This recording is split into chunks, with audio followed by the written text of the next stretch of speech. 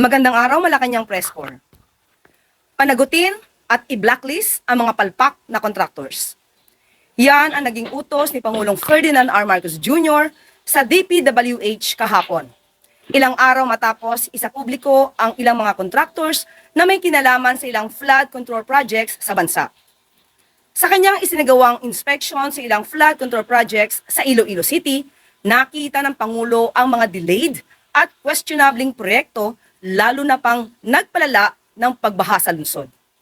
Ayon sa Pangulo, bilyong-bilyon ang ginastos para sa mga flood control projects na sana'y nakakatulong na maibsan ang pinsalang dulot ng bagyo at habagat. Ngunit ilang taon na ang lumipas at paulit-ulit pa rin ang dinaranas ng taong bayan. Binigyan diin ni Pangulong Marcos Jr. na hindi pwede na tapos lang sa papel ang mga flood control projects na kung maitayo man ay sira din agad at wala nang silbi. Hindi rin pwedeng mababang klase ang mga proyekto para sa taong bayan. Dagdag pa ng Pangulo, simula pa lamang ito sa pag-uusig ng pamahalaan sa mga kontratista sa likod ng mga flood control projects na ito.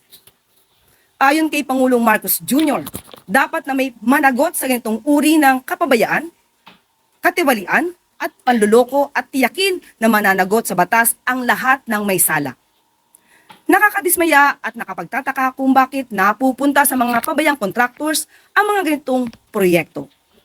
Agad na ipinag-utos ng Pangulo sa DPWH na alamin kung sino ang responsable sa pagkuha ng mga nasabing contractors at pagpaliwanagin kung bakit paulit-ulit na naaawardan ang mga malalaking proyekto ang mga ito.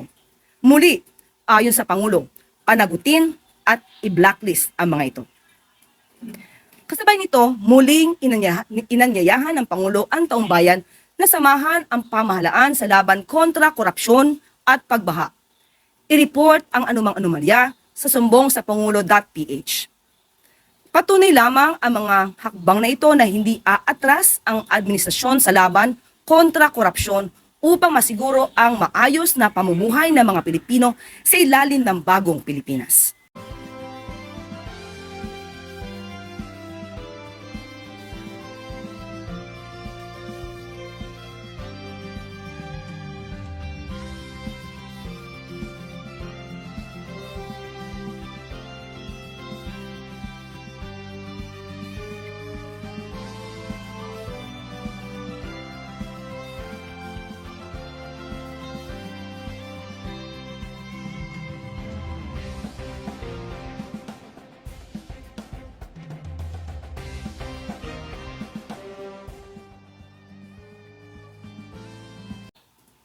At para mas maraming Pilipino pa ang makinabang sa mura at dekalidad na bigas, makakabili ng 20 pesos kada kilo ng bigas ang mga magsasaka sa 18 warehouses ng NFA sa Central at Northern Luzon. Ito'y para palawakin ang sakop ng programang 20 Bigas Pero Na ni Pangulong Ferdinand R. Marcos Jr. sa buong bansa. Ayon sa Pangulo, nararapat lang na makinabang din ang mga magsasaka sa abot-kayang pagkain lalo na't sila ang nagpapakain sa taong bayan. Qualified ang lahat ng mga farmers na nagsasaka ng 2 hectares or less sa ilalim ng Registry System for Basic Agriculture or RSBSA ng Department of Agriculture. Makakabili ang mga magsasaka ng hanggang 10 kilo kada buwan o aabot sa 50 kilos mula Agosto hanggang Disyembre ngayong taon. Ayon sa datos ng RSBSA, nasa 5 million farmers and farm workers ang pwede na mag-qualify sa program na naglalayong pag-aanin ang pasanin ng mga magsasaka. Ayon din kay Agriculture Secretary Francisco Tio Laurel, mas palalawakin pa ang programa para maisali ang 2.8 million RSBSA registered fishermen sa iba't ibang bahagi ng bansa. Nagbigay naman ng utos si Pangulong Marcos Jr. sa Department of Agriculture na palawakin pa ang programa upang umabot sa 15 million Filipino families o 60 million Filipinos ang mapagbilhan nito sa 2026. Ipinag-utos rin ng Pangulo sa ahensya na siguruhing tuloy-tuloy ang rollout ng murang bigas hanggang sa pagtatapos ng kanyang termino sa 2028. Dahil abot kaya na ang dekalidad na bigas sa buong Pilipinas, mas magiging maganda ang buhay.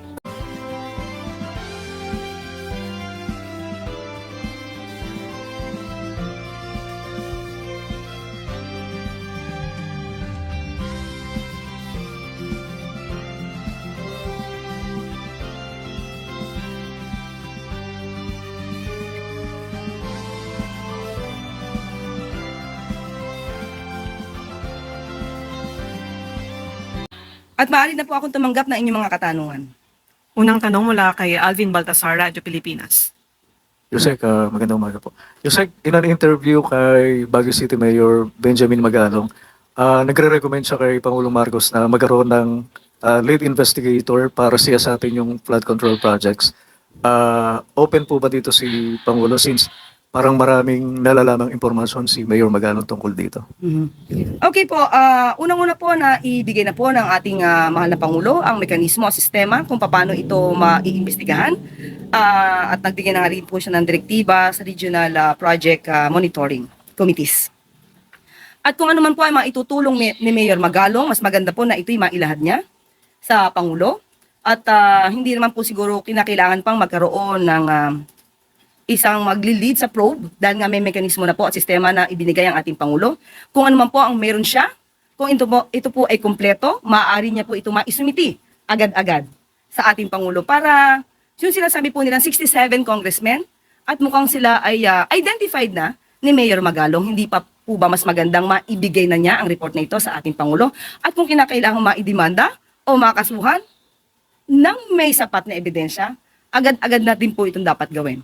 At nakita po nga din po natin at napanood ang kanyang mga interviews. Mas maganda rin po sana at nababanggit siya ang tungkol sa rock netting at sa Cat's Eye ay mas maganda rin po na kung mayroon po siyang alam dito, maidemanda na agad.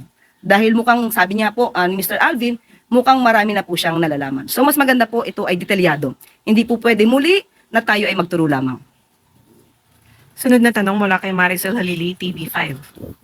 Magandang umaga po, Yusek. Yusek, may we have your statement tungkol po dun sa lumabas na survey ng Okta Research wherein tumaas daw yung self-rated poverty nitong July. Tumaas siya sa 45%, mas mataas kumpara sa 42% noon pong Abril. Saan po natin to pwedeng i-attribute? Okay, unang-una, hindi naman po talaga maisasantabi ang realidad na hindi naman lahat ng Pilipino ngayon ay saganang-sagana. Kaya nga po tuloy-tuloy pa rin ang programa ng Pangulo patungkol po sa walang gutom program ng DSWD at nandiyan na rin po ang pagbibigay natin ng mga 50% mga discounts, 50% discounts sa pamasahe sa mga estudyante at sa mga senior citizens at nandiyan na rin po ang pagbibigay natin ng murang presyo para sa bigas para mas marami pong mga Pilipino ang makabili at makayanan ang pagbili ng kanilang mga pagkain. Pati po ang school feeding program ng DepEd ay nandiyan po. Tuloy-tuloy po ito. At hindi po ito titigilan hanggat sa mas maramdaman po ng mas marami pang Pilipino ang kanilang pag-angat sa buhay.